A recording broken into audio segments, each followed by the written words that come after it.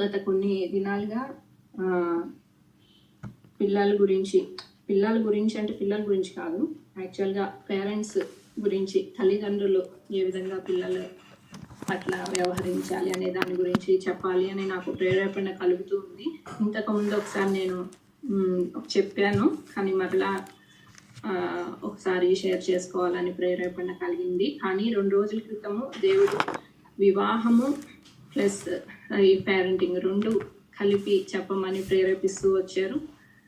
ఆ ప్రేరేపణని బట్టి కొన్ని వచనాలు, నేను బైబిల్లో ఉన్న వచనాలు మాత్రమే నేను షేర్ చేస్తాను. సో బైబిల్ ఏ విధంగా వివాహం ఉండాలి అని బైబిల్ ఏం చెప్తుంది, అదే రీతిగా పిల్లల్ని ఏ రకంగా పెంచాలి అనే బైబిల్ ఏం చెప్తుంది అనే దాని గురించి మనం కొద్ది నిమిషాలు నేర్చుకుందాము. నేర్చుకోవడం మాత్రమే కాదు, దేవుడు మనల్ని ఆశించిన రీతిలో మనము జీవించడానికి ప్రయత్నిద్దాం. వివాహం గురించి చూసుకుంటే, వివాహం అనేది ఆదికాండంలో మొదలైంది కదా. ఈ యొక్క ఆదాము అవ్వని దేవుడు ఏకత్వంలోనికి తీసుకొచ్చారు. మొదటి వివాహము ఆదికాండంలో జరిగింది. అప్పుడు దేవుడు ఏం చేశారంటే, ఆదికాండం 1వ అధ్యాయము 28వ వచనం చూసుకుందాం. ఆదికాండం 1వ అధ్యాయం 28వ వచనం. దేవుడు వారిని ఆశీర్వదించెను, ఎట్లనగా మీరు ఫలించి అభివృద్ధి పొంది విస్తరించి భూమిని నిండించి దానిని లోపరుచుకొనడి, సముద్రపు చేపలను ఆకాశ పక్షులను భూమి మీద ప్రతి జీవిని ఏలుడని దేవుడు వారితో చెప్పాను. వారిని, ఎవరిని? ఆదామును హవ్వని దేవుడు ఆశీర్వదించి మీరు ఫలించి అభివృద్ధి పొందుడని చెప్పారు. వీళ్ళిద్దరిని దేవుడు ఎక్కడ జతపరిచారంటే, ఇదే ఆదికాండము 2వ అధ్యాయము మనము 22 నుంచి 24 వరకు ఒకసారి చదువుతాం. చదవనండి. చదవండి. ఆదికాండం 2వ అధ్యాయము 22వ వచనం. తరువాత దేవుడైన యెహోవా తాను ఆదాము నుండి తీసిన ప్రక్కటెముకను స్త్రీగా నిర్మించి ఆమెను ఆదాము నద్దకు తీసుకొని వచ్చెను. అప్పుడు ఆదాము ఇట్లనెను, నా ఎముకలలో ఒక ఎముక, నా మాంసములో మాంసము, ఇది నరులలో నుండి తీయబడెను గనుక నారి అనబడును. కాబట్టి పురుషుడు తన తండ్రిని తన తల్లిని విడిచి తన భార్యను హత్తుకొనును, వారు ఏక శరీరమై ఉందురు. ఆమేన్. ఇక్కడ మనం చూసినట్లయితే ఆదాము ఒంటరిగా ఉండుట, ఎన్ని జంతువులను పశుపక్షాలను సమస్తాన్ని సృష్టించినప్పటికీ ఆదాముకు ఆ ఒంటరితనము అలానే మిగిలిపోయిందంట.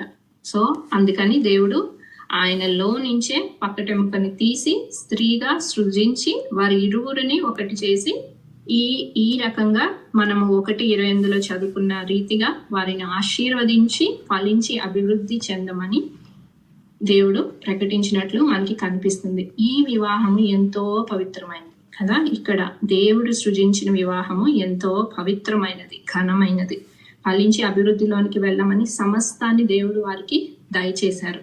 కానీ అటువంటి పవిత్రమైన వివాహము అదే విధంగా కొనసాగిందా అంటే, కొనసాగాలని దేవుడు ఆశపడ్డారు, కానీ సాతాను వచ్చింది మిడిల్లోకి. కానీ ఎంత పవిత్రంగా దేవుడు ఈ వివాహాన్ని ఘనంగా ఎంచారంటే, ఒకసారి హెబ్రీయులకి రాసిన పత్రిక 13వ అధ్యాయం 4వ వచనం చదువుకుందాం. హెబ్రీయులకి రాసిన పత్రిక 13వ అధ్యాయం 4వ వచనం. వివాహము అన్ని విషయములలో ఘనమైనది గాను పానుపు నిష్కల్మషమైనది గాను ఉండవలను. వేశ్యా సంగలకును వ్యభిచారులను దేవుడు తీర్పు తీర్చును. ఏం ఎంటర్ అయిపోయిందంట? వివాహంలోనికి పాపం ఎంటర్ అయింది. పాపం ఎంటర్ అయింది కాబట్టి వివాహం అన్ని విషయాలు ఘనముగా దేవుడు ఎంచి దాన్ని అలా ఆశీర్వదించారు. కానీ దానిలోనికి పాపం ఎంటర్ అయింది. అందుకనే ఇక్కడ చెప్తున్నారు కదా, వేశ్యా సంగతులకు వారికి, ఎవరు వ్యభిచారులకు దేవుడు తీర్పు తీరుస్తారు. సో వివాహంలోనికి వ్యభిచారాన్ని కలపకూడదు. ఒక భార్య ఒక భర్తగా దేవుని ఏకపరిచినప్పుడు మరలా దానిని మనము కలుషితము చేయకూడదు. వివాహములోనే పవిత్రమైనది, అది బయటికి వస్తే అది అపవిత్రం అవుతుంది. కాబట్టి మనము ఒకసారి నోహ దినములలో చూసుకుంటే, ఒకసారి మత్తయి కొంచెం బైబిల్ వర్సెస్ ఎక్కువ ఉంటాయి, మత్తయి సువార్త 24:37-38 వచనాలు ఒకసారి చదువుకుందాం. నోవహు దినములు ఎలాగుండెనో మనుష్య కుమారుని రాకడయు అలాగుండెను. నోవహు దినములు ఎలాగుండెనో, నోవహు దినములలో మహాప్రళయం వచ్చింది కదా. మహాప్రళయం వచ్చి భూమి మీద ఉన్న సమస్తాన్ని కొట్టివేసింది. అదే ఆ విధముగా మనుష్య కుమారుని రాకడ ఉంటుందంట. మరి అప్పుడు ఏం జరిగింది? నోవహు దినములు ఎలా ఉన్నాయి? కిందకి వెళ్తే, జల ప్రళయమునకు ముందటి దినములలో నోవహు ఓడలోనికి వెళ్ళిన దినము వరకు వారు తినుచు త్రాగుచు పెండ్లి చేసుకొనుచు పెండ్లికిచ్చుచు నుండిని. జల ప్రళయం వచ్చి అందరిని కొట్టుకొని పోవు వరకు ఎరుగకపోయిరి. అలాగనే మనుష్య కుమారుడి రాకడ ఉండును. ఇక్కడ 2 వచనాలు మనం గమనిస్తే, ఓడలోనికి వెళ్ళి తినుచు త్రాగుచు అంటే ఓకే, మనకి పాపం అని తెలుస్తుంది. పెండ్లి చేసుకొనుచు పెండ్లికి ఇచ్చుకొనుచు, అది ఎలా పాపమైంది? మరి ఎందుకని దేవుడు ఈ వర్డ్స్ మెన్షన్ చేశారు బైబిల్లో? నోవహు దినముల్లో ప్రళయం రావడానికి ఇది కూడా ఒక రీజన్. పెండ్లి చేసుకొనుచు పెండ్లికి ఇచ్చుకొనుచు, ఇది ఎందుకు ఇక్కడ మెన్షన్ చేశారు? మరి వివాహం అన్నింటికంటే ఘనమైనది, అది పవిత్రంగా దేవుడు ఎంచి ఆదాము అవని జతపరిచారు. అయితే అదే వివాహాన్ని ఇక్కడ పెండ్లి చేసుకొనిచు పెండ్లి ఇచ్చుకొనిచు వారి ఇష్టానుసారంగా జీవించిరి అని చెప్పి వాక్యం సెలవిస్తుంది. దేవుని ఉగ్రత ఆ మహాపట్టణం మీద వచ్చింది. ఇక్కడ ఎందుకని అని మనం కొంచెం ఆలోచిస్తే, ఆదాము అవ్వ వివాహం ఎంతో పవిత్రమైనది, కానీ ఆ పవిత్రతని పోగొట్టి సాతాను పాపము వారి మధ్యలో పెట్టారు. అది ఆ పాపం ఎంతవరకు వెళ్ళిందంటే, పెండ్లిలో పవిత్రత కోల్పోయింది. ఒక భార్యకి ఒక భర్తకి ఎవరు కట్టుబడలేదు ఆ యొక్క దినాలలో. ఇంకా వివాహము అయినదే అన్న పేరుకే కానీ అక్కడ ఆ వివాహంలో పవిత్రత లేదు. ప్లస్ ఇంకొక విషయం మనం జ్ఞాపకం చేసుకోవాల్సింది ఏంటంటే, దేవుడు సమస్తాన్ని మనకిచ్చారు. దేవుడే లేకపోతే వివాహం లేదు, దేవుడే లేకపోతే భార్య లేదు, భర్త లేరు, పిల్లలు లేరు. కానీ ఇక్కడ జనములు ఏం చేశారంటే, దేవుడిని మరిచిపోయి ఈ లోకంలో ఉండే సమస్తాన్ని ప్రేమించడం మొదలుపెట్టారు. దేవుని కంటే అధికముగా వివాహం చేసుకోవాలి, పిల్లల్ని కనాలి, మరలా వివాహం చేసుకోవాలి, మరలా పిల్లల్ని కనాలి, లేదు అంటే వేరే లీగల్ రిలేషన్స్ పెట్టుకోవాలి, లేదు అంటే తినాలి, త్రాగాలి. ఫోకస్ అంతా ఎక్కడికి వెళ్ళిందంట? తినడము, త్రాగడము, సంతోషించడం. దేవుడు ఏమైపోయారు? ఇక్కడ మరుగైపోయారు. మరి దేవుడిచ్చిన సమస్తాన్ని మరిచిపోయి పెండ్లి చేసుకోవడము, పెండ్లికి ఇవ్వడము, తినడము, త్రాగడం, ఇదే లోకం అయిపోయింది వారికి. అందుకని ఇది దేవుని దృష్టికి ఏమైంది? చాలా పెద్ద పాపంగా మారింది. మొదటి వివాహం అయితే పవిత్రమైంది, కానీ రాను రాను వివాహం ఏమైపోయింది? అపవిత్రతలోనికి ఎంటర్ అయిపోయింది. తద్వారా దేవుని ఉగ్రత వారి మీదకి వచ్చి సమస్తాన్ని జల ప్రళయంలో కొట్టివేశారు. కేవలం నోవహు కుటుంబం తప్ప ఏ కుటుంబం కూడా మిగలలేదు. మరి మనుష్య కుమారుని రాకడ దినములు కూడా అలా ఉంటాయంట. మరి మనం ఏ గుంపులో ఉన్నాము? పవిత్రమైన వివాహంలో ఉన్నాము, అపవిత్రమైన వివాహంలో ఉన్నాము? మనం జాగ్రత్తగా మనుష్య కుమారుడు రాకడ వరకు మనల్ని మనం పరిశుద్ధపరుచుకుంటూ ప్రార్థిస్తూ మొదటి ప్రాముఖ్యత ఎవరికి ఇవ్వాలి? దేవాతి దేవునికి ఇవ్వాలి. ఇక్కడ పౌలు గారు చెప్తారు కదా, కొరింథీయులకు రాసిన పత్రిక 7వ అధ్యాయంలో. మీరు తర్వాత ఆ యొక్క అధ్యాయం అంతా చదవండి. కుదిరితే ఒక్కసారి 1 to 7 వర్సెస్ చదువుతారా? మొదటి కొరింథీ 7వ అధ్యాయము 1 నుంచి 7 వరకు చదవండి. ఓకే. మీరు వ్రాసిన వాటి విషయము స్త్రీని ముట్టకుండుట పురుషునికి మేలు. అయినను జారత్వములు జరుగుచున్నందున ప్రతి వానికి సొంత భార్య ఉండవలెను, ప్రతి స్త్రీకి సొంత భర్త ఉండవలెను. భర్త భార్యకును అలాగనే భార్య భర్తకును వారి వారి ధర్మములు నడపవలెను. భర్తకే గాని భార్యకు తన దేహం పైన అధికారము లేదు, అలాగునే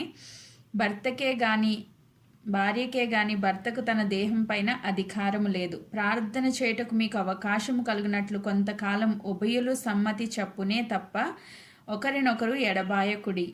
మీరు మనస్సు నిలుపుకోలేకపోయినప్పుడు సాతాను మిమ్మను శోధింపకుండానట్లు తిరిగి కలుసుకొనుడి. ఇది నా హితోపదేశమే గాని ఆజ్ఞ కాదు. మనుష్యులందరూ నా వలె ఉండగోరుచున్నాను. అయినను ఒకడొక విధమునను మరి ఒక విధమునను ప్రతి మనుష్యుడు తనకున్న కృపావరమును దేవుని వలన పొందియున్నాడు. ఆమేన్. అదే చాప్టర్ ఉంచండి. ఇక్కడ ఏం చెప్తున్నారు పౌలు గారు? స్త్రీని ముట్టకుండాట పురుషునికి మేలు, అయితే జారత్వము కలగకుండా ఉండడానికి వివాహము చేసుకోమని చెప్తున్నారు. అంటే మీరు వివాహం చేసుకోకుండా వ్యభిచారము చేయడము బైబిల్ రీత్యా పాపము, మనం నరకంలో పడతాము. కాబట్టి మీరు అటువంటి పనులు చేయకుండా ఉండడం కోసం వివాహము చేసుకోండి, తప్పులేదు. కానీ ఇక్కడ స్త్రీని ముట్టకుండట పురుషునికి మేలని ఎందుకు అన్నారో మనం ముందు చదువుదాం. ప్రార్థన చేయటకు మీకు అవకాశం కలిగినట్లు, అంటే ఇక్కడ భార్యకే కానీ భర్త శరీరం పైన భర్తకి అధికారం లేదు, భర్తకే కానీ భార్య శరీరం పైన భార్యకి అధికారం లేదు. అంటే ఇరువురి సమానం, ఇరువురికి అంటే ఎదుటి వ్యక్తి పైన సమాన అధికారం దేవుడు ఇచ్చారు. అంటే ఆ శరీరాన్ని మనము వేరే దగ్గర వాడడానికి వీల్లేదు. ఇది బైబిల్ చెప్తున్న సత్యం. భార్యాభర్తలు ఇద్దరు జతపరచబడినప్పుడు వారి ఇరువురికే గాని వారి శరీరాలపైన వేరే వ్యక్తులకు అధికారము ఉండకూడదు. అది పాపం బైబిల్ రీత్యా. ఇది కాకపోతే మీరు పెళ్లి చేసుకోకుండా ఉండుట మేలు, నావలే ఉండుట మీరు మేలని పౌలు గారు సెలవిస్తున్నారు. ఇదేంటి దేవుడేమో వివాహం ఘనమైంది అంటున్నారు, పౌలు గారేమో నావలే ఉండుట మీకు మేలు అంటున్నారు. ఎందుకు అంటే జనాలు విపరీతమైన పాపంలో పడిపోవట చూచి జనాలు విపరీతమైన ఆ యొక్క, ఎందుకంటే మనం ఒక్కసారి 24 నుంచి చదువుకుంటే మనకు అర్థం అవుతుంది. 26 నుంచి చదవండి. ఇప్పటి ఇబ్బందిని బట్టి పురుషుడు తానున్న స్థితిలోనే ఉండుట మేలని తలంచుచున్నాను. భార్యకు బద్ధుడై ఉంటివా, విడుదల కోరవద్దు. భార్య లేక విడిగా నుంటివా, వివాహమును కోరవద్దు. అయినను నీవు పెండ్లి కొనినను పాపము లేదు, కన్యక పెండ్లి చేసుకొనినను ఆమెకు పాపము లేదు. అయితే అట్టి వారికి శరీర సంబంధమైన శ్రమలు కలుగును, అవి మీకు కలగకుండా వలెనని కోరుకొనుచున్నాను. కంటిన్యూ చేయండి.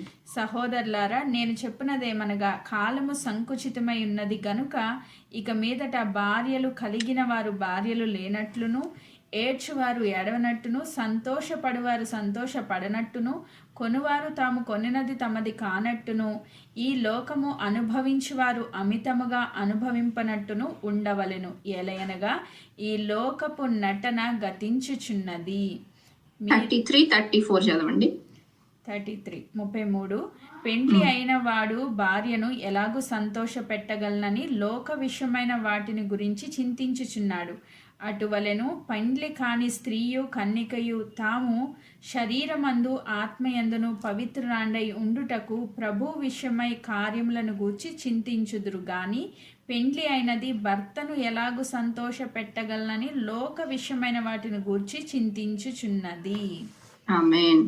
ఇక్కడ ఎందుకని పౌలు గారు నా వలే ఉండుట మేలు అని చెప్తున్నారు అంటే, ఆదాము హవ్వని దేవుడు సృజించి మీరు ఫలించి అభివృద్ధి పొందండి అని మంచిగా ఆశీర్వదించి వివాహాన్ని ఘనముగా ఆశీర్వదించినప్పుడు దేవునికి మహిమ రావాలని దేవుడు సర్వ మానవాళిని సృష్టించారు, సర్వ జీవరాశుల్ని సృజించారు. మనము జీవిస్తున్నది దేవుణ్ణి స్తుతించడానికి, దేవుని నామానికి మహిమ తేయడానికి. కానీ ఇక్కడ ఏం చేస్తున్నారంట, పెండ్లైన వాడు దేవుణ్ణి విడిచిపెట్టేసి దేవుణ్ణి అసలు పూర్తిగా మరిచిపోయి భార్యను ఎలాగూ సంతోష పెట్టగలమని లోక విషయం గూర్చి చింతించుచున్నాడు. లోకంలో పడిపోయి దేవుణ్ణి మరచిపోయి భార్యాబద్ధుడై భార్యను సంతోష పెట్టాలి, లేదంటే నేను అధికంగా ఎంజాయ్ చేయాలి, నేను అధికంగా డబ్బు సంపాదించాలి, ఇదే మెయిన్ ఫోకస్ అయిపోయింది. కానీ దేవుడి నామాన్ని మహిమపరచాలి, దేవుని చిత్తాన్ని నెరవేర్చాలి అనే మెయిన్ ఫోకస్. దేవుడు మానవాళిని ఎందుకు సృష్టించాడో ఆ చిత్తం మొత్తం ఎక్కడికి వెళ్ళిపోయింది? సైడ్కి వెళ్ళిపోయింది. మెయిన్ ఫోకస్ అంతా సైడ్కి వెళ్ళిపోయింది. భార్య ఏం చేస్తుందంట, భార్య పెండ్లి కానంత వరకు నేను దేవుని దగ్గర పవిత్రాలుగా ఉన్నాను, దేవుని కొరకే జీవిస్తున్నాను అని చెప్పే భార్య పెళ్ళి అవ్వంగానే ఏం చేస్తుందంట? దేవుణ్ణి పక్కన పెట్టేసి నా భర్తని నేను సంతోష పెట్టడం తప్పు కాదు, కానీ దేవుని ప్లేస్లో ఎక్కడిచ్చేస్తుందంట? భర్తకి ఇచ్చేస్తుందంట. సో ఇక్కడ దేవుడు అనేవారు మరుగైపోయారు. ఎయిదర్ ఏమవుతుంది, భార్యకి భర్త విగ్రహంగా మారుతారు, లేదా పిల్లలు విగ్రహంగా మారుతారు, లేదా తన యొక్క కోరికలు విగ్రహంగా మారుతాయి. సేమ్ గా భర్తకి కూడా అంతే, భార్య విగ్రహం అవుతుంది, లేదు అంటే బయట ఇంకెవరన్నా విగ్రహం అవ్వచ్చు, లేదు అంటే పిల్లలు విగ్రహం అవ్వచ్చు, లేదు అంటే తన ఉద్యోగమే విగ్రహం అవ్వచ్చు, కొంతమందికి అయితే ఆస్తిపాస్తులు విగ్రహం అవ్వచ్చు, కొంతమందికి అయితే డబ్బు సంపాదించుటే విగ్రహం. దానికోసమే దేవుడి దగ్గరకు రావాలి, దానికోసమే దేవుడు చేస్తారా చెప్పు వస్తాను. సో ఇదంతా కూడా ఒక బిజినెస్ లాగా అయిపోయింది. కాబట్టి పౌలు గారు ఏం చెప్తున్నారు? ఈ బిజినెస్, ఈ గోల, ఈ నొప్పులన్నీ ఎందుకండి? మీరు సింగిల్ గా ఉండి దేవుణ్ణి ఆరాధించండి. మీరు పెళ్లి చేసుకుని పాపంలో పడడం కంటే కూడా సింగిల్ గా ఉండడం మేలని పౌలు గారు చెప్తున్నారు. కానీ ఇది బైబిల్ ఆజ్ఞ అని చెప్పట్లేదు, ఇది నా సజెషన్ అని చెప్తున్నారు. ఎందుకు ఇంత సజెషన్ ఇచ్చారు అంటే, పాపం చూడలేక, మనుషులు చేసే పాపపు పనులు చూడలేక అటువంటి సజెషన్ పౌలు గారు ఇస్తున్నారు. కానీ మనం ఏం చేయాలి? దేవుడు నిర్మించిన ఈ వివాహ వ్యవస్థలో మనం పవిత్రంగా ఉన్నట్లయితే మనల్ని చూసి అన్యజనులు కూడా మన దేవుని తట్టు, దేవుని నామాన్ని, మనల్ని చూసి, మన వివాహంని చూసి, మన బిడ్డల్ని చూసి దేవుని నామాన్ని మహిమపరచాలి. అట్టి రీతిలో మనం జీవించినట్లయితే వివాహము అన్ని విషయాల్లో ఎంతో ఘనమైనదిగా నిజంగానే ఎంచబడుతుంది. ఇది దేవుడు సృష్టి. వివాహం గురించి మొదటగా మనము నేర్చుకున్నది ఇది. ఎంతో ఘనమైనదిగా దేవుడు ఎంచారు. కానీ దీనిలోనికి సాతాను పాపాన్ని తీసుకొని వచ్చినప్పుడు మనుషులందరూ ఏం చేశారు? మంచి కంటే చెడు ఎక్కువగా విస్తరిస్తుంది, వ్యాప్తి చెందుతుంది. సో మనుషులందరూ కూడా సాతాను చెప్పింది తీసుకుంటున్నారు, కానీ దేవుడు చెప్పింది తీసుకోవట్లేదు. సో ఇప్పుడు దీన్ని ఎలా మనం జయించాలి అంటే, భార్యాభర్తలు ఇరువురు కలిసి ప్రార్థించినప్పుడు, పరిశుద్ధాత్ముడు మూడో వ్యక్తిగా వారి మధ్యలో ఉన్నప్పుడు మీ గృహంలో ఎటువంటి సమస్యలైనా ఇట్లే మాయమైపోతాయి. భార్యాభర్తలు ఇరువురు కలిసి ప్రార్థించినప్పుడు పరిశుద్ధాత్ముడు వారి మధ్యలో ఉంటారు. అది ఏకత్వంలో తండ్రి, కుమార, పరిశుద్ధాత్మ త్రియేక ఆత్మ వారిలో ముద్రించబడుతుంది. ఈ లోకంలో ఏదైనా త్రిత్వాన్ని సూచిస్తుంది అంటే భార్య, భర్త, పరిశుద్ధాత్మ, ఈ ముగ్గురు కలిసినప్పుడు అత్యంత శక్తివంతమైన ప్రార్థన మీ గృహంలో రిలీజ్ అవుతుంది. కాబట్టి సాతాను ఏం చేస్తుంది? భార్య ప్రార్థన చేస్తే భర్త ప్రార్థన చేయడు, భర్త ప్రార్థన చేస్తే భార్య ప్రార్థన చేయదు. ఎందుకంటే సాతానికి తెలుసు వీరిరువురు కలిసి ప్రార్థన చేస్తే వీరి గృహం బాగుపడుతుంది అని. అందుకని మొదటగా వారి ఇరువురి మధ్యలో డిసగ్రిమెంట్. ఎప్పుడు ఏ గృహంలో చూసినా భార్యాభర్తలు ఇరువురికి ఏక హృదయం ఉండకుండా సాతాను చేసేసింది. కానీ ఈ సత్యం ఎరిగినప్పుడు మనం ఏం చేయాలి? ఓకే, నేను సాతాను ఇది చేస్తుంది, నా భర్త కాదు నన్ను బాధ పెట్టేది, సాతాను నా భర్త ద్వారా మా ఇద్దరి మధ్యలో ఈ యొక్క గొడవను తెస్తుంది. కాబట్టి నేను కొంచెం తగ్గినట్లయితే, వివేకం కలిగి, జ్ఞానం గల స్త్రీ ఏం చేస్తుంది? ఇల్లు కట్టుకుంటుంది. ఆ జ్ఞానము మీరు పరిశుద్ధాత్మ దేవుణ్ణి అడిగినప్పుడు ఖచ్చితంగా ఇస్తారు. ఆ జ్ఞానం కలిగి నేను నా భర్త మధ్యలో ఉన్న ఈ గొడవని నేను ఏ విధంగా క్లారిఫై చేసుకోవాలని దేవుణ్ణి మీరు అడిగినప్పుడు దేవుడు ఖచ్చితంగా జ్ఞానం దయచేస్తారు. పరిశుద్ధాత్మ దేవుడు ఆ నడిపింపు మీకు ఇస్తారు. ఆ నడిపింపులో మీరు వెళ్ళినప్పుడు ఆ ఏకత్వం కొన్ని రోజుల్లో మీరు చూస్తారు. కానీ దానికి మనం ఏం చేయాలి? కొన్ని త్యాగాలు చేయాలి. మనల్ని మనం తగ్గించుకోవాలి. ఎక్కడ సాతాను గొడవ పెడుతుందో అక్కడ మీరు సైలెంట్ అయిపోవాలి. నువ్వు ఎంత రెచ్చగొట్టినా నేను గొడవ పాడాను అని చెప్పాలి. ఆ విధంగా కొంతమంది సాక్ష్యాలు నేను విన్నాను. మా అత్తగారి ద్వారా, మా భర్త ద్వారా ఎన్నో గొడవలు పెట్టాలని సాతాను ప్రయత్నించింది. కానీ నేను నోరు మూసుకొని ఉన్నప్పుడు కొన్ని రోజులకి నా భర్త మారారని నేను సాక్ష్యాలు విన్నాను. సో అట్టి రీతిగా ఒక్కటే మోటివ్గా పెట్టుకోవాలి మనం. ఏంటి? నేను నా భర్త కలిసి ప్రార్థించాలి. అప్పుడు మీ కుటుంబము మంచిగా ఆశీర్వదించబడుతుంది. ఆశీర్వాదం మీ మీదకి రావడం ఇష్టం లేని సాతాను ఏం చేస్తుంది? ఖచ్చితంగా మీ ఇద్దరికి ఏకత్వం ఇవ్వదు, ప్రార్థనకి కూర్చొనివ్వదు. అది 5 నిమిషాలైనా సరే. మీరు ఫస్ట్ మా ఆయన నాతో ప్రార్థన చేయాలని ఆయన కూర్చోబెట్టి మీరు అరగంట ప్రార్థన చేస్తే ఆయన రెండో రోజు మీతో రాదు. దయచేసి అలా చేయకండి. స్లోగా జ్ఞానం కలిగి స్లోగా ముందు ఆయన్ని చేయమనండి. ఆయన చేసినాక మిగిలిన అంశాలు మీరు చేయండి. ఆ రకంగా ఫస్ట్ అలవాటు పడనివ్వండి. స్లోగా సమయాన్ని పెంచుకోండి. ముందే గంట అరగంట చేస్తే రెండో రోజు నుంచి ఆయన రానే రారు. అది ఎవరైనా కావచ్చు, భార్య అయినా భర్త అయినా. ఎందుకంటే ఆ విశ్వాసురాలైన భర్త విశ్వాసురాలైన భార్య ద్వారా రాబట్టబడతారు. ఇది బైబిల్ చెప్తుంది.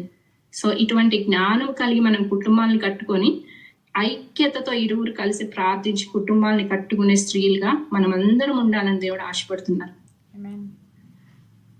ఇంకా వివాహము అయిపోయినాక ఇంకా నెక్స్ట్ దేవుడు ఏం చెప్పారు? మీరు ఫలించి అభివృద్ధి పొందండి. ఫలింపు అనగానే మనకి గుర్తొచ్చేది ఎవరు? పిల్లలు. సో ఇక్కడ పిల్లల గురించి కూడా బైబిల్ చాలా వచనాలు మనకు చెప్తుంది. కానీ పిల్లలు పుట్టనంత వరకు మనం ఏమనుకుంటాం? ఆ పిల్లలు కావాలని ఉపవాస ప్రార్థనలు చేస్తాం. కానీ పిల్లలు పుట్టినాక ఈ పిల్లలతో ఏగలేకపోతున్నామండి, ఈ పిల్లలతో వల్ల కావట్లేదు, అస్సలకి ఏ పని అవ్వట్లేదు, ఇదే గోలెన్ సేపు. అంటే పుట్టే వరకు ఒక బాధ, పుట్టినాక ఇంకొక బాధ. ఎందుకని అంటే మనము పిల్లలు మనకి దేవుడు ఇచ్చారు అంటే కీర్తనలు 127 3వ వచనం ఒకసారి చదువుతారా? కీర్తనలు 127 3వ వచనం. కుమారులు యెహోవా అనుగ్రహించు స్వాస్థ్యము, గర్భ ఫలము ఆయన ఇచ్చు బహుమానమే. ఆమేన్. మరి ఇంత గొప్ప స్వాస్థ్యాన్ని దేవుడు మనకి ఇచ్చినప్పుడు దానిని మనం ఎలా స్వీకరించాలి? గొప్ప స్వాస్థ్యముగానే స్వీకరించాలి. ఇది ఒక బర్డన్ లాగా, ఒక పెద్ద బండలాగా మనము ఫస్ట్ మనము అనుకోకూడదు. దేవుడు మనకి బహుమానం ఇచ్చారు, గిఫ్ట్. ఎవరైనా గిఫ్ట్ ఇస్తే మనం ఎంత ఇష్టంగా వాళ్ళని చూసుకుంటాం. సో అలా అని చెప్పి వారిని గారాబం చేసేసి చెడగొట్టమని కాదు, కానీ వారికి నడవవలసిన త్రోవ, సామెతలు 22:6 చెప్తున్నారు, బాలుడు నడవవలసిన త్రోవను వారికి నేర్పుము, వాడు పెద్దవాడైనప్పుడు దాని నుండి తొలగిపోడు. ఎలా ఉండాలి? బాలుడు నడవవలసిన త్రోవను నేర్పిస్తూనే, వారిని శిక్షిస్తూనే, గద్దిస్తూనే, ప్రేమిస్తూనే వారిని ఎలా తీసుకురావాలి? మంచి మార్గంలో. చిన్నప్పటి నుంచి వారికి ఏం నేర్పించాలి? వారిని నడవవలసిన త్రోవను నేర్పించాలి. మొదటగా మనము తల్లిదండ్రులుగా ఫస్ట్ రెస్పాన్సిబిలిటీ మనకి ఏంటి అంటే మన పిల్లలందరినీ పరలోకపు తండ్రికి పరిచయం చేయాలి. మన పిల్లలందరినీ పరలోకపు తండ్రికి అటాచ్ చేయాలి. అమ్మ, నేను నీతో సదాకాలం ఉండలేను, కానీ యేసయ్య నువ్వు ఎక్కడెళ్ళినా ఉంటారు, యేసయ్య నీతోనే ఉంటారు, నీ పక్కనే ఉంటారు. నేను నీతో అన్ని ప్రదేశాలకు రాలేను, కానీ యేసయ్య నీకు అన్ని దగ్గరికి, నీ స్కూల్లో నీ పక్కనే ఉంటారు, నీ కాలేజీలో నీ పక్కనే, నువ్వు ఎక్కడికి వెళ్ళినా నీ పక్కనే ఉంటారు. ఈ మాట మనం చిన్నప్పటి నుంచి చెప్పినట్లయితే వారికి ఎవరికి కనెక్ట్ అవుతారు? మనతో కంటే ఫస్ట్ ఎవరితో కనెక్ట్ అవుతారు? యేసయ్యతో కనెక్ట్ అవుతారు. వాళ్ళు యేసయ్యతో కనెక్ట్ అయితే మీరు వారి నుంచి ఇంక బెంగపడాల్సిన అవసరమే ఉండదు. ఎందుకంటే వారు ఏ బాధ వచ్చినా, ఏ బెంగ వచ్చినా ముందుగా దేవుడికి చెప్తారు, తర్వాత మీకు చెప్తారు. తద్వారా మంచి నడిపింపుల వారు నడవగలుగుతారు. కీర్తనలు 103:13 చూసుకుంటే, తండ్రి తన కుమారుల ఎడల జాలిపడినట్లు యెహోవా తన యందు భయభక్తులు గల వారి ఎడల జాలిపడును. ఆయన జాలి చూపించే దేవుడు, కనికరం చూపించే దేవుడు. ఆయన ఎప్పుడు ఎవరికి ఏది అవసరమో అది ఇస్తారని మన బిడ్డలకు తెలియజేసినప్పుడు వాళ్ళు ఖచ్చితంగా ఆ యొక్క మార్గంలో నడుస్తారు. అయితే మనం ఏ విధంగా పిల్లల్ని ఇది చేయాలి అంటే బైబిల్ ఏం చెప్తుందంటే, బైబిల్లో మనం చాలా మంది పేరెంట్స్ ని చూస్తుంటాం కదా, చాలా మంది తల్లిదండ్రులు బైబిల్లో మనకు కనిపిస్తున్నారు. ఇస్సాకు రాబేక ఏం చేశారండి? ఒకరిని ఎక్కువగా తల్లి కొడుకు ఒకళ్ళు, తండ్రి కొడుకు ఒకళ్ళు. తల్లికేమో జాకోబ్ అంటే ఇష్టము, తండ్రికేమో ఏషావు అంటే ఇష్టం. సో కానీ ఇట్టి విధంగా మనము ఉండకూడదు, పార్షియాలిటీ మనము చూపించకూడదు. తల్లి కడుపును పుట్టిన ప్రతి బిడ్డని సమానంగా మనము ప్రేమించాలి. అంటే అదే విధంగా దావీదుని చూసుకుంటే, దావీదు కూడా తన జీవితంలో ఒక తప్పు చేశాడు. అదే విధంగా ఇంకొంతమందిని మనము చూసుకుంటే, ఎలి అనే ప్రవక్త, తన పిల్లలు చాలా భయంకరంగా చెడిపోయారు. అంటే మనం బైబిల్లో చూస్తుంటే పర్ఫెక్ట్ పేరెంట్స్ అంటే ప్రతి ఒక్కరిలో తప్పులు ఉంటాయి. యేసు ప్రభుని పెంచిన యోసేపు మరియని చూస్తే యేసు ప్రభు దేవుడు కాబట్టి ఆయన ఏ తప్పును ఆయన తీసుకోకుండా మంచిగా పెరిగారు. అలా అని యోసేపు మరియల్లో ఏ తప్పు లేదని మనకి తెలియదు. ప్రతి ఒక్కరిలో తప్పులు ఒప్పులు ఉంటాయి. పర్ఫెక్ట్ పేరెంట్స్ అంటూ ఎవ్వరు ఉండరు, ఆ బైబిల్లోనే లేరు. కానీ మనము తప్పు చేసినప్పుడు మరలా దేవుని దగ్గర క్షమాపణ అడగడం మన పిల్లలు చూడాలి. ఇక్కడ ప్రాబ్లం ఎక్కడ వస్తుందంటే, మన తప్పు చేయడం పిల్లలు చూస్తున్నారు, కానీ మనం దేవుని దగ్గరికి వెళ్ళి క్షమాపణ అడగడం పిల్లలు చూస్తున్నారా? నేనైతే తప్పు చేసినప్పుడు ఎప్పుడైనా మా హస్బెండ్ మీద అరిచినప్పుడు మా పిల్లల దగ్గరకు వచ్చి చెప్తాను, నేను తప్పు చేశాను, అలా అరిచి ఉండకూడదు అని. సారీ చెప్పాను డాడీకి, నేను జీసస్ కూడా సారీ చెప్తానని చెప్తాను. అలా కానప్పుడు వాళ్ళ మనసులో ఏం పడుతుంది అంటే, ఓకే మమ్మీ డాడీ మీద అరిచింది, సో మేము కూడా రేపు అరవచ్చు. లేదంటే డాడీ మమ్మీ మీద అరిచారు, అబ్బాయిలు అయితే డాడీ మమ్మీని కొట్టారు, సో మేము కూడా రేపు మా పెళ్ళాలని కొట్టొచ్చు. మనం ఏం చేస్తున్నాం? అందరికంటే ఎక్కువగా మన బిడ్డల్ని ఇన్ఫ్లుయెన్స్ చేసేది ఎవరు? మనమే. నేను ఎక్కువ కాలు నొప్పి, చేయి నొప్పి, ఆ నొప్పి, ఈ నొప్పి చెప్తుంటే మా చిన్నమ్మాయి మొదలెడుతుంది ఈ మధ్య, మమ్మీ నాకు ఇక్కడ నొప్పి అక్కడ నొప్పి అని. తర్వాత దేవుడు నాకు చంపదెబ్బ కొట్టినట్లు అయింది నాకు. ఓకే, నేను ఏమి చేస్తున్నానో అంతా కూడా వీళ్ళు ఏం చేస్తున్నారు చూస్తున్నారు. నేను బలహీనరాలని వారికి కనపరుచుకుంటే వాళ్ళు బలహీనరాలుగానే ఉండిపోతున్నారు. నేను క్రీస్తులో బలవంతురాలని నేను చెప్పుకుంటే వారు కూడా బలవంతురాలులాగానే పెరుగుతారు. మనకి ఏమీ లేదు అయినా దేవుడు మనల్ని పోషిస్తున్నారని చెప్తే, అయినా దేవుడు నాకు బాగాలేదు, దేవుడు స్వస్థపరిచారు అని చెప్తే, ఒక సాక్షులుగా బిడ్డల ముందు మనం నిలవబడగలిగితే, అమ్మా నేను ఈ సమయంలో ఇలా ఒంటరిగా ఫీల్ అయ్యాను, కానీ దేవుని దగ్గర ప్రార్థించినప్పుడు దేవుడు నాకు తోడుగా వచ్చారు అని మనం చెప్పినట్లయితే, మనల్ని చూసేవారు మనల్ని ఇన్ఫ్లుయెన్స్ ద్వారా వాళ్ళు మంచిగా పెరగడానికి దేవుడు సహాయం చేస్తారు.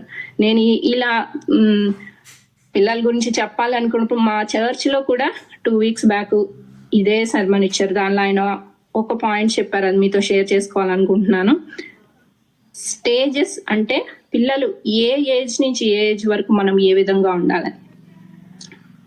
4 సంవత్సరాల వరకు పిల్లల్ని ఒక బొమ్మలాగా, ఒక టెడ్డీ బేర్ ఉందనుకోండి, ఆ టెడ్డీ బేర్ని ఏం చేస్తారు పిల్లలు?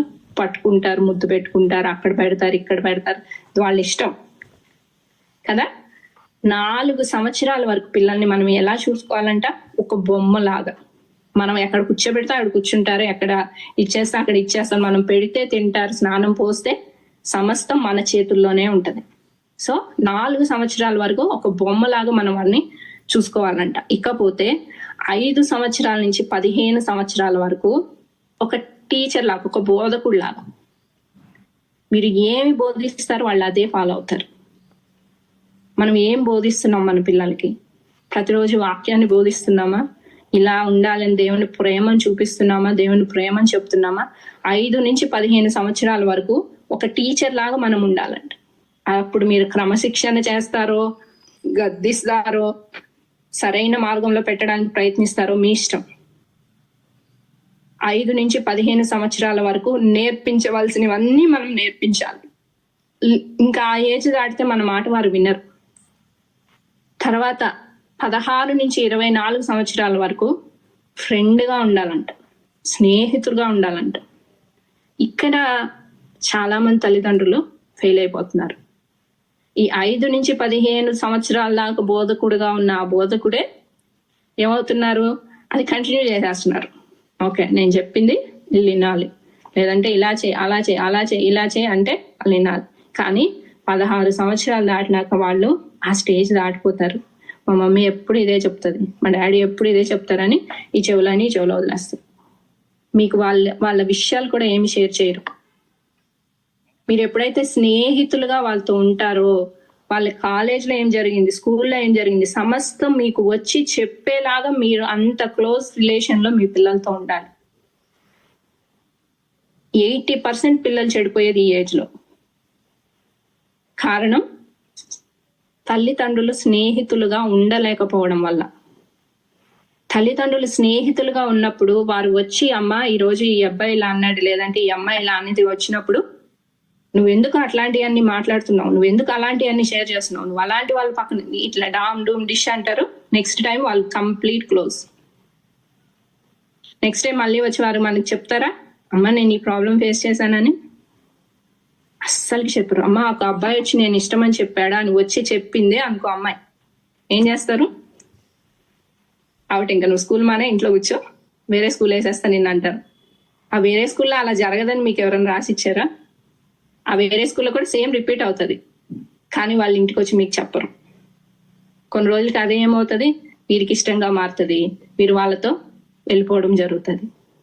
ఇట్లా అనేకమైన సమస్యలు కేవలం మనం జ్ఞానంతో పిల్లల్ని పెంచుకోలేకపోవడం వల్ల జరుగుతుంది. అదే మొదటిసారి మీరు చెప్పినప్పుడు, అమ్మా ఇలా కాదు, ఈ రోజు ఒక అబ్బాయి వచ్చాడు, రేపు ఇంకొక అబ్బాయి వస్తాడు, ఇలా వస్తూనే ఉంటారు, నువ్వు వాళ్ళని పట్టించుకోవద్దు, నువ్వు దేవుని సన్నిధిలో ఒక వాక్యం తీసి చూపించి, అమ్మ మనం ప్రార్థన చేద్దాం, నువ్వు ఇలా చెప్పు ఆ అబ్బాయికి, ఇంకోసారి నీ వెనకాల పడొద్దని చెప్పు. వాళ్ళ ప్రాబ్లం వాళ్ళనే డీల్ చేసుకొనివ్వండి. ప్రతి దానిలోకి మీరు ఎంటర్ అవుతే మీకు చెప్పడం మానేస్తారు వాళ్ళు. వాళ్ళ ప్రాబ్లం వాళ్ళు డీల్ చేసుకోవాలి, మీరు సజెస్ట్ చేయండి. ప్రార్థనా పూర్వకంగా ఇద్దరు కలిసి పాపతో కానీ బాబుతో కానీ కూర్చొని ప్రార్థన చేయండి, దీన్ని జయించాలి ఎలా అయినా. మీరు వారితో కలిసి ప్రార్థించినప్పుడు వారికి ఏమొస్తుంది? శక్తి వస్తుంది, ధైర్యం వస్తుంది. మా అమ్మ నా కోసం ప్రార్థన చేస్తుంది, నేను చేస్తాను, దేవుడు నాకు సహాయం చేస్తారా. డైలీ దాన్ని కొంచెం టచ్ చేయండి. అమ్మ మాట్లాడేవా, మళ్ళీ ఏమన్నా జరిగిందా? మీరు అలా ప్రేమగా అడిగితే వాళ్ళు ఏది కూడా మీకు దాచకుండా చెప్తారు. లేదు అంటే నెక్స్ట్ టైం సమస్తం క్లోజ్ చేస్తారు. ఇవన్నీ నాకు ఎలా తెలుస్తాయంటే, మా అమ్మాయి నాకు సమస్తం A to Z షేర్ చేస్తుంది, వాళ్ళ ఫ్రెండ్స్ విషయాలు కూడా షేర్ చేస్తుంది. అమ్మ వాళ్ళ ఇంట్లో ఏమి చెప్పరంట, వాళ్ళ అమ్మ నాన్న తిడతారంట చెప్తే. మరి తిని షేర్ చేసినప్పుడు వాళ్ళు ఎందుకు షేర్ చేసుకోలేకపోతున్నారు? ఆ ఇంట్లో ఎందుకు అంత ఫ్రీడమ్ ఇవ్వట్లేదు? మరి ఇలాంటి సమయాల్లో పిల్లలు దారి తప్పుతారా అంటే ఖచ్చితంగా తప్పుతారు. మన గైడెన్స్ లేకుండా వారి సొంత డెసిషన్స్ లోకి వాళ్ళు వెళ్ళిపోతారు. సో ఇలా కాకుండా దేవుడు చెప్పిన ప్రకారంగా మనం వాళ్ళకి ఏ వయసులో ఎలా ఉండాలి అనే జ్ఞానం దేవుడు మనకి ఇచ్చేలాగా ప్రార్థన చేసి వారితో నడిపించినప్పుడు ఖచ్చితంగా దేవుడు వాక్యానుసారం వాక్యం తీసి చూపించండి. మా అమ్మాయిని మాకు వచ్చి ఇట్లా స్కూల్లో డిస్కషన్ అవుతున్నప్పుడు నేను వాక్యం తీసి చూపించాను, అమ్మ ఇది బైబిల్ ప్రకారం తప్పు. అవునమ్మా ఇది బైబిల్లో రాసారా అంటుంది, క్లియర్ గా రాసింది అది, ఇది తప్పు అని, ఇది నేచర్ కి విరుద్ధం అని రాసిందని తీసి చూపించాను నేను. తర్వాత వెళ్ళి వాదించిందంట వాళ్ళ క్లాస్ లో, ఇది రాంగ్, ఇది ఇలా మనం చేయకూడదు అని. సో ఎప్పుడైనా మనం బైబిల్ ఆరాధన వాక్యం తీసి చూపించి వారితో కలిసి ప్రార్థించినప్పుడు వాళ్ళు ఆ తప్పులోనికి మరలా వెళ్ళరు. ఆ తప్పు చేసిన వాళ్ళకి వచ్చిన పనిష్మెంట్ కూడా మనం చూపించవచ్చు. కానీ ఏది చేసినా ఎలా చేయాలి? స్నేహితులంగా ప్రేమగా చేసినప్పుడు వాళ్ళు మనకి లోబడతారు. ఇంకా మనం ఆ స్టేజ్ లో టీచర్ లాగా 15 సంవత్సరాల్లో టీచర్ స్టేజ్ లో ఉండి గద్దిస్తే వాళ్ళు మళ్ళా మన దగ్గరికి రారు. ఇంకా అయిపోయింది 16 నుంచి 24 సంవత్సరాల వరకు. 25 సంవత్సరాల తర్వాత మనం ఎలా ఉండాలంట? కన్సల్టెంట్ లాగా ఉండాలంట. కన్సల్టెంట్ అంటే వారికి అవసరమైనప్పుడు మాత్రమే మనము సజెషన్ ఇవ్వాలి. ప్రతిదానికి నేను చెప్పినట్లే నువ్వు చేయాలని కాదు. 25 సంవత్సరాలు దాటినాక వారి నిర్ణయాలు వారు తీసుకోవడానికి వారికి మనము అవకాశం ఇవ్వాలి. వారిని ఏం చేయాలి? వారికి అవసరమైనప్పుడు సజెషన్స్, గైడెన్స్ ఇవ్వాలి అంతే. ఈ మార్గంలో వెళ్ళి ఈ మార్గంలో వెళ్ళాలి, అంతేగాని వారి లైఫ్ అంతా ఇంకా మన చేతిలో పెట్టుకొని వెళ్ళకూడదు. ఇంకపోతే తర్వాత ఏంటంటే వివాహ విషయంలో మెయిన్ గా మనం చిన్నప్పటి నుంచి వాళ్ళకి చెప్పవలసింది ఏంటంటే, మనం యేసయ్యని నమ్ముకున్న వారితోనే మనము వివాహం చేసుకోవాలి. వారి మనసులో మనం ఏం చేయాలి? అది నాటాలి. ఎందుకంటే ఎప్పుడు ఎవరు వచ్చి అటాక్ చేస్తారో మనకు తెలియదు. వారి మనసులో ముందు నుంచి కూడా మనము యేసయ్యని నమ్ముకున్న వారిని మాత్రమే పెళ్లి చేసుకోవాలని వారి మనసులో నాటాలి. వివాహం అయిన తర్వాత మనం ఏం చేయాలి? వారిని వదిలిపెట్టాలి. వారి స్వాతంత్రం వాళ్ళకి ఇవ్వాలి. ఇంకా కొంతమంది తల్లిదండ్రులు వివాహం అయినాక కూడా వారిని పట్టుకొని వారి గుప్పిట్లో ఉంచుకోవాలంటే అది బైబిల్ ప్రకారము కరెక్ట్ కాదు. మనం చదివిన ఇది ప్రకారంగా ఆదికాండము 2:24 పురుషుడు తన తండ్రిని తన తల్లిని విడిచి తన భార్యను హత్తుకొని వారు ఏక శరీరమై ఉందరు. ఇది బైబిల్ సెలవిస్తున్న వాక్యం. తన తల్లిని తండ్రిని విడిచి తన భార్యని హత్తుకొనని బైబిల్ సెలవిస్తుంది. అయితే మంచి పేరెంటింగ్ ఏంటి, మంచి తల్లిదండ్రులు ఎవరు అని ఒక వ్యక్తి చెప్పారంట, రోచెల్లా బి వెయిన్స్టైన్ అని. ఆయన ఏం చెప్పాడంటే గుడ్ పేరెంటింగ్ అంటే మంచి తల్లిదండ్రులు ఎవరంటే వారి పిల్లలు తల్లిదండ్రుల అవసరం లేకుండా జీవించగలిగేవాళ్ళు. పిల్లలు ఎప్పుడైతే పెద్దయినాక తల్లిదండ్రుల అవసరం లేకుండా జీవిస్తున్నారో వాళ్ళ తల్లిదండ్రులు ఎవరంట? మంచి తల్లిదండ్రులు అంట. అంటే వారు మంచిగా పెంచినట్టు. పెళ్ళైనాక కూడా లేదంటే 25 సంవత్సరాలు దాటినాక కూడా ఇంకా ఏమి సంపాదించలేని స్థితిలో లేదు అంటే ఇంకా తన నిర్ణయాలు తను తీసుకోలేని స్థితిలో ఉన్నట్లయితే అది మంచి పేరెంటింగ్ కాదు. అంటే మనము మంచిగా పెంచలేకపోయాం. ఇంకా తల్లిదండ్రులు, నేను కొంతమందిని చూస్తే 45 ఏళ్ళు వచ్చినా ఇంకా తల్లిదండ్రులకు వచ్చే పెన్షన్ మీద ఆధారపడి జీవించే మనుషులు నేను చూస్తున్నాను. ఇది ఏం చూపిస్తుంది అంటే తల్లిదండ్రులుగా మంచిగా వారిని జ్ఞానంతో పెంచలేకపోయాం అనేది మనకి కనిపిస్తుంది. అట్టి స్థితిలో మన పిల్లలు ఉండకూడదు. మనం డబ్బిచ్చి వాళ్ళని ఆదుకోవడం కాదు, అమ్మా నువ్వు తీసుకొని వారు మనకి ఇవ్వాలి. అలాంటి స్థితిలో దేవుడు వాళ్ళని పెట్టాలి అంటే ఇవన్నీ కూడా మనం బైబిల్ రీత్యా ఫాలో అవ్వాలి, ఖచ్చితంగా ఫాలో అవ్వాలి. బైబిల్ వచ్చిన సెలవిస్తుంది కదా. 3వ యోహాను రాసిన 3వ పత్రిక 3వ పత్రిక 1వ అధ్యాయం 4వ వచనం. నా పిల్లలు సత్యమును అనుసరించి నడుచుకొనిచున్నారని ఉంటకంటే నాకు ఎక్కువైన సంతోషము లేదు. ఇంకా దానికంటే ఎక్కువైన సంతోషం మనకి ఏమైనా ఉంటుందా అంటే ఏమి లేదు. మొదట చెప్పాను, మన పిల్లలకి మొదటిగా పరలోకపు తండ్రికి మనల్ని అటాచ్ చేసినట్లయితే ఏది జరిగినా వారు ఏం చేయాలి? ఎగ్జామ్ ఉంది, టెన్షన్ ఉంది, భయం ఉంది, ఏదైనా బాధ ఉంది, ఎక్కడికి వెళ్ళాలి? వాళ్ళు ఫస్ట్ రూమ్లోకి వెళ్ళాలి, నీల్ డౌన్ చేయాలి, దేవుని చేతులెత్తి ప్రార్థన చేయాలి. ఇది వారికి అలవాటుగా మీరు చేస్తే అదేనైనా లైఫ్ లో జయించగలరు. మీ అవసరం వాళ్ళకు ఉండదు. మళ్ళీ అనుకుంటారు కదా, నా పిల్లలు నన్ను మర్చిపోయారు, నా సహాయం తీసుకోవట్లేదు అని బాధపడకూడదు. సంతోషించాలి. నా పిల్లలు దేవునికి కనెక్ట్ అయి ఉన్నారు, నా పిల్లలు అన్ని మేనేజ్ చేస్తున్నారు, అన్ని వాళ్ళే చూసుకుంటున్నారు, మమ్మల్ని కూడా చూసుకుంటున్నారు. అటువంటి సంతోషం మనందరికీ కలగాలి అంటే ఇప్పటి నుంచి వాళ్ళకి ఎవరికి కనెక్ట్ చేయాలి? దేవునికి కనెక్ట్ చేయాలి. మనం ప్రార్థనలు చేయడం కాదు. ఎంతసేపు నువ్వు ప్రార్థన చేస్తేనే వింటారు, నువ్వు ప్రార్థన చేస్తేనే దేవుడు సహాయం చేస్తారు. నా ప్రార్థన కంటే ఎక్కువ ఎవరు తింటారు? నీ ప్రార్థనే దేవుడు వింటారు. ఎగ్జామ్ నీది, నువ్వు చెయ్యి అని చెప్పి వాళ్ళకి చెప్పాలి మనం. ప్లస్ ఇంకా వివాహం అయిన తర్వాత ఒక్కొక్కసారి తల్లిదండ్రులకి బిడ్డలను విడిచిపెట్టాలంటే బాధ కలుగుతుంది. కానీ ప్రసంగి గ్రంథము 1వ అధ్యాయము 1 నుంచి 5 వచనాలు ఒకసారి చదువుకుందాం. ప్రతిదానికి సమయం కలదు, ఆకాశం క్రింద ప్రతి ప్రయత్నముకు సమయం కలదు. పుట్టుటకు చచ్చుటకు, నాటుటకు నాటెనబడి దాన్ని పెరికివేయుటకు, చంపుటకు బాగు చేయుటకు, పడగొట్టుటకు కట్టుటకు, ఏడ్చుటకు నవ్వుటకు, దుఃఖించుటకు నాట్యమాడుటకు, రాళ్లను పారవేయుటకు రాళ్లను కుప్పవేయుటకు, కౌగిలించుటకు కౌగిలించుట మానుటకు. ఇప్పుడు ఏం చేయాలంటే మనం పెళ్ళైనాక తల్లిదండ్రులు ఇంకా మన కౌగిల్లో నుంచి వారిని ఏం చేయాలి? విడిచిపెట్టాలి, వారిని రిలీజ్ చేయాలి. వాళ్ళని రిలీజ్ చేసి వాళ్ళ భార్యకి కానీ వాళ్ళ భర్తకి కానీ అప్పగించి వారు దేవునికి కనెక్ట్ అయి ఉండి వారు సంతోషంగా ఉండాలని మనం ఏం చేయాలి? ప్రార్థించాలి. అట్ ద సేమ్ టైం మన అవసరతలు వారు తీర్చే లెవెల్లోకి మనం వారిని పెంచాలి. ఇంకా పిల్లల విషయానికి వస్తే తల్లిదండ్రులు, పిల్లలైనా పెద్దోళ్ళైనా, తల్లిదండ్రులు ముసలి వాళ్ళు అయినాక చాలా మంది అంటారు ముసలి వాళ్ళు మళ్ళా ఏమైపోతారంట? చిన్న పిల్లలు అయిపోతారంట.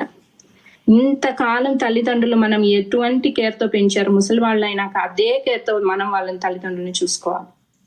ముసలి వాళ్ళని తల్లిదండ్రులని చూసుకోవాలి.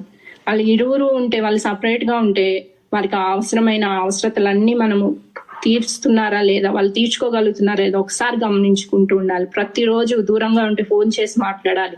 లేదు వారు ఉండలేని పరిస్థితులు, చేసుకోలేని పరిస్థితులు అయితే మన ఇంటికి తెచ్చి పెట్టుకోవాలి. అంతేకాని వారిని విడిచిపెట్టమని బైబిల్ ఎప్పుడు చెప్పట్లేదు. వారిని వాళ్ళ యొక్క వృద్ధాప్యంలో వారిని మనం ఆదరించినట్లయితే ఏమవుతుందంట?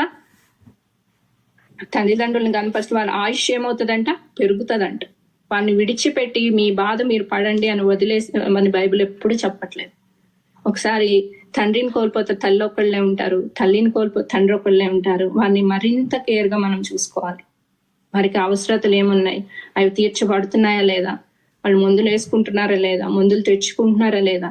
మనం ఎందుకంటే పిల్లలుగా ఉన్నంత కాలం మనల్ని పెంచిన తల్లిదండ్రులు ఇప్పుడు వాళ్ళు ముసలి వయసులో వాళ్ళు ఎలా ఉన్నారంట, చిన్న పిల్లల్లా ఉన్నారు. మరి మనము వారిని పట్టించుకోకపోతే ఇంకెవరు పట్టించుకుంటారు?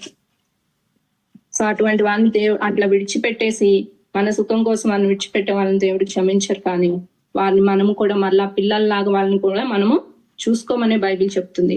అట్టి రకంగా వివాహము నుంచి పిల్లల దగ్గర నుంచి ముసలి వాళ్ళు అయ్యే వరకు బైబిల్ ప్రతి స్టేజ్ నుంచి క్లియర్ ఇన్స్ట్రక్షన్స్ మనకి ఇస్తుంది. మనం వాటి ప్రకారం జీవించి సంఘంలో మనము అట్లీస్ట్ ఒక మార్పు తెచ్చినట్లయితే మన కుటుంబాల ద్వారా దేవుని నామం మహిమపరచబడుతుంది. అట్టి రకంగా మనం అందరం ఉండాలని దేవుడు ఆశపడుతున్నారు. ఈ వాక్య భాగం మనం రిసీవ్ చేసుకొని మనం కుటుంబాలని కట్టుకుందాము, పిల్లల్ని చక్కగా దేవునికి కనెక్ట్ చేసి పెంచుకుందాము. ఈ యొక్క మార్గంలో మనం నడవాలని దేవుడు ఆశపడుతున్నారు. ఈ వాక్య భాగం దేవుడు దీవించును గాక. ఆమేన్. ఆమేన్.